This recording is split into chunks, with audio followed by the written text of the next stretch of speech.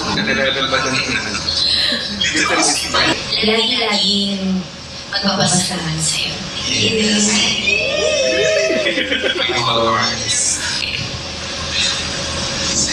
Lagi-laging hindi mapapagod ng trabaho.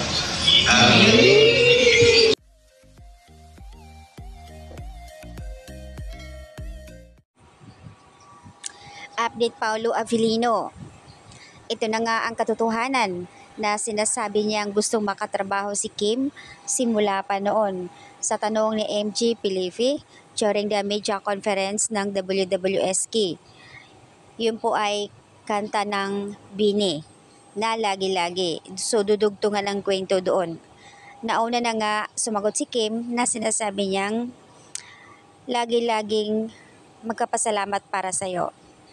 At sumunod naman si Pao na sasagot, pero ito ay bago sumagot, tumingin muna kay Kim Cho na parang may something papaalam or sasabihin. Pero makikita sa mata na talagang napaka-sincere ni Pao. Sagot naman ni Paulo, lagi-laging hindi mapapagod makakatrabaho. Wow! Ito na nga yung ni-reveal ni Pao noon na gustong makakatrabaho si Kim. Sana nga hindi mapapagod at sana tuloy-tuloy ang project ng dalawa. Para sa ganun ay talagang sulit ang kanilang samahan. At syempre, yun naman talaga yung inaantay ng lahat doon sa sinasabi ni Pao. Which is na-granted naman pero manifesting naman para sa kanila na tuloy-tuloy ang project. Nakakatuwa lang si Kimi, as in ang bilis niyang sumagot at maiba ang topic. Nga ulit-ulitin kong papanoorin sa kanila. Tapos kahit sabihin natin na makulit si Kimi, pero may laman yung mga sinasabi niya. Ang smart lang talaga ni Kim, ang bilis nang makaisip kung ano yung sasabihin. Yung maisip mo sa kanya na sinasabi ng karamihan na clingy tapos na parang hindi siya sinasabi nila hindi professional, may mga part charm, may mga expression na sasabihin ni Kim. Pero naman makikita ng lahat kung paano siya sumagot. Ang bilis lang. Talaga namang pinakita sa kanya kung gaano siya ka-smart.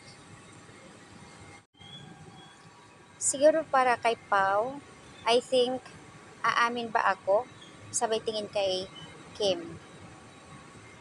Pero depende sa understand or opinion ng tao ha. Kasi before siya sumagot, talagang every time, titingin muna siya kay Kim na parang need muna ng basbas, na parang dapat magiging maingat. Siyempre, nandoon yung pinag-uusapan nila. Maingat tayo sa social media kung paano sumagot. Kasi nga, konting kimbot, konting pagkakamali, headline ka agad. Kaya ganun siguro sila na pinag-iisipan ka agad. Kita naman natin si Kim. Ang totoo, parang dinadaan lang niya sa joke, dinadaan lang niya sa pagiging clingy niya kung paano siya sumagot. Sa showtime, 'di ba? Kung minsan may mga binibitawan niyang salita, pero nakakatuwa naman. Andoon yung talagang harutan joke na sinasabi. So ayan, nakakatuwa lang. Ngayon ko lang to nakita atong vid na ito na ito pala sumagot si Pao na lagi-laging makakatrabaho, hindi mapapagod, makakatrabaho si Kim. Masarap sa pakiramdam na may ganito. So, ayan yung update. So, ayan guys, mamaya abangan si Kim sa Cebu. Mamaya, 25 na ngayon. Dahil doon niya isi-celebrate ang kanyang 18th anniversary bilang sa kanyang showbiz artista sa pagpasok pa niya. Nakakatuwa kasi mayroon pang tour van mula Tin EM. So, ayan, sigurado mamaya maraming nakaabang doon sa pag-iikot ni Kim Cho.